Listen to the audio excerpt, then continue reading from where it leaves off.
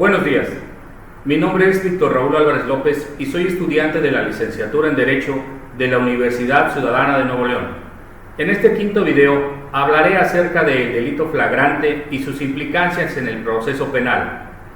Si es visto desde una perspectiva no jurídica procesal, se podría pensar que este tema no requiere de mayor análisis y que basta con las causales contempladas en el Código Procesal Penal, o que quizá, debido al aumento de la percepción de inseguridad, constituye una vana intención el buscar respuestas que satisfagan las interrogantes que presenta el mismo. Sin embargo, me parece que la poca atención a este tema es equivocada, ya que con un poco de entendimiento del actual proceso penal podemos concluir que este tiene gran importancia y que es necesario el encontrar un parámetro común que permita, en definitiva, tener las reglas claras ante cualquier hecho punible que revista las características de flagrancia. La flagrancia es una palabra que deriva del latín flagrare, que quiere decir que resplandece, que brilla o que llama la atención y que indica aquello que está ocurriendo en el momento, ya que se rige por la inmediatez. Esta palabra, que en el campo jurídico se emplea para indicar aquello que se relaciona con un hecho irregular y un probable delincuente. Esto es importante, ya que es el acto a través del cual se puede detener a una persona justo cuando comete un delito sin necesidad de tener una orden judicial. Se entiende por flagrancia a la detención de un individuo que es sorprendido y capturado justo en el momento que comete un delito. La flagrancia es considerada un tipo de evidencia, ya que el hecho irregular ha sido observado y presenciado por una o más personas que por lo regular actúan rápidamente a fin de capturar o detener al delincuente para entregarlo ante los cuerpos policiales. En el artículo 16 constitucional, en su párrafo sexto, refiere que cualquier persona puede detener al indiciado en el momento en que esté cometiendo un delito o inmediatamente después de haberlo cometido, poniéndolo sin demora a disposición de la autoridad más cercana, y esta con la misma prontitud a la del Ministerio Público, y que además existirá un registro inmediato de la detención. Dicho de otras palabras, este artículo tiene tres situaciones importantes. En la primera situación, la flagrancia, en el cual se debe entender que cualquier persona puede detener a otra en el momento así, literal, de que esté cometiendo un probable delito, y subrayo, probable delito, ya que no cualquier persona puede resolver en ese momento si el hecho cumple con los elementos de un delito. La segunda flagrancia se refiere a que puede ser detenida la persona inmediatamente después de haber presuntamente cometido el delito, literalmente, inmediatamente después, es decir, al momento siguiente de que se consumó. La segunda situación interesante es que después de detener al presunto infractor, se debe poner sin demora a la autoridad más cercana, y a su vez al Ministerio Público.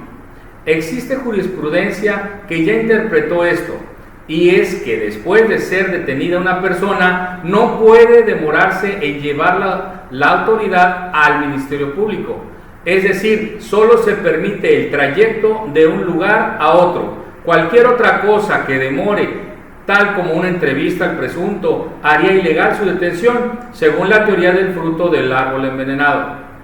Esta teoría de los frutos del árbol envenenado es una doctrina que hace referencia a las pruebas de un delito obtenidas de manera ilícita, las cuales impedirían posteriormente en el proceso judicial que puedan ser utilizadas en contra de cualquier persona, en el sentido de que cualquier prueba que directa o indirectamente y por cualquier nexo esté viciada debe ser calificada como prueba nula. La tercera y última situación interesante es sobre el registro de la detención. Esta no se refiere al acuerdo de retención y al cómputo constitucional de la detención. Esto es aparte, literalmente es un registro en un papel. Esto viene a ser la elaboración de un informe policial homologado. Del artículo 146 al 150 del Código Nacional de Procedimientos Penales establecen el caso de flagrancia y caso urgente de la detención. Su fracción primera y segunda, en los cuales reproduce lo que dice la Constitución, pero agrega o más bien define lo que se debe entender sobre inmediato, situación que no prevé la Constitución, lo cual da un parteaguas para impugnar su inconstitucionalidad, por ir en contra de lo que dice la Constitución. La Constitución dice una cosa y si algo modifica esa cosa, es en contra. Hablando de cuasiflagrancia, es el que se persiga al autor del delito que se acaba de cometer. Se considera en situación de cuasiflagrancia a la persona sorprendida con objetos, instrumentos o huellas de los cuales aparezcan fundamentalmente que ha cometido un hecho punible o participado en él, o cuando es perseguida por la autoridad o cuando por voces de auxilio se pide su captura. Por tanto, la flagrancia hace referencia a la detención en sí, más que al delito efectuado. De esta forma, cuando existe un señalamiento, es posible ingresar a un domicilio porque existe riesgo en la demora. Ahora bien, se puede hablar de flagrancia cuando se captura a un individuo que intenta cometer un delito, cuando se sorprende a una persona cometiendo un delito, al capturar al individuo tras un delito, tras una persecución o al escuchar los gritos de auxilio del testigo o de una víctima. Cuando se captura al individuo con objetos que lo involucran en el hecho irregular, cuando el individuo capturado presenta algún indicio de que participó recientemente en algún delito. En estos casos, tanto los agentes de la policía como los testigos pueden capturar al individuo que acaba de infringir la ley con la finalidad de que se realice la investigación correspondiente por los hechos. Los procesos de los casos de flagrancia, cuando son correctamente documentados, suelen ser rápidos y sencillos.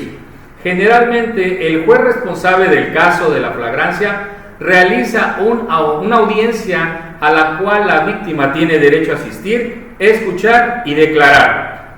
Una vez esclarecido el asunto, el juez será el responsable de dictar en audiencia de control de detención la libertad o en su caso la vinculación a proceso del imputado. No obstante, cabe resaltar que las detenciones a través de flagrancia pueden incurrir en actos que violen los derechos de las personas, según la situación en la que estos ocurran. De ahí que es necesario estar seguros de qué es lo que sucede para luego actuar recordando que aún las personas detenidas tienen derechos, según corresponda. También es importante mencionar que entre más sea la distancia entre la hora de los hechos y la hora de la detención, se va diluyendo la flagrancia, ya que en los casos de delito flagrante y en casos urgentes, ningún indiciado podrá ser retenido por el Ministerio Público por más de 48 horas, quien transcurrido dicho plazo deberá ordenar su libertad o ponerlo a disposición de la autoridad judicial. Al ser la detención por delito flagrante una medida cautelar, debe circunscribirse a los parámetros establecidos en el artículo 122 del Código Procesal Penal, el que dispone que las medidas cautelares personales solo serán impuestas cuando fueran absolutamente indispensables para asegurar la realización de los fines del procedimiento y solo durarán mientras subsiste la necesidad de su aplicación. De esta norma recién transcrita emana que solo proceden cuando son imprescindibles para cumplir los fines del proceso, ante lo cual existe una verdadera salvaguarda legal para toda actuación que exceda dichos parámetros. La garantía que debe ser controlada por el juez a través de los mecanismos que la ley señala. También es importante señalar lo contenido en el inciso tercero del artículo 129 del Código Procesal Penal, por cuanto permite la detención en caso de delito flagrante sobre delitos que requieran previa instancia particular y que sin duda revisten una gran alarma social, como los delitos del índole sexual. Esto con el objeto de proteger al particular o al funcionario policial que interviene frente a alguno de estos delitos que se están cometiendo. e incentivar a las personas a proteger a las víctimas y no a inhibirlas. La relación entre la Constitución Política y el Código Nacional de Procedimientos Penales en el artículo 20, apartado A y B, es simple. Se debe cumplir legalmente con la detención para que sean garantizados los derechos del imputado y de la víctima u ofendido, ya que a los dos les interesa. Pues lo que se quiere es que se tenga certeza de que a quien se detiene sea realmente quien cometió el presunto delito. Ya que el Ministerio Público judicialice la carpeta de investigación, es decir, cuando obren datos que establezcan que se ha cometido un delito y que exista la probabilidad de que alguien lo haya cometido y se sepa quién es ese alguien, el Ministerio Público podrá ir con el juez de control para que cite a la persona, gire una orden de aprehensión o, si es con detenido, resuelva si su detención cumplió con los requisitos de flagrancia o caso urgente. El artículo 20 constitucional ordena que deben existir contradicción de las partes. Por ello, el imputado puede defenderse sobre su detención. En ese mismo artículo ordena que solo serán pruebas para dictar sentencia las desahogadas en el juicio, no en la audiencia de control de detención, que eso es antes del juicio. Por lo que esos datos de prueba para calificar la detención solo tendrán valor en ese acto y para efectos de la detención. En los casos urgentes de detención, el Ministerio Público podrá ordenar su detención si tiene elementos para presumir, sin flagrancia, que el delito es grave y que el presunto puede sustraerse de la acción de la justicia. Pero ojo, este es el secreto.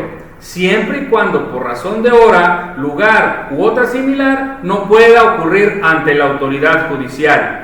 Situación que pone en desventaja al Ministerio Público, ya que el juez de control se puede y se debe encontrar todos los días y a todas horas.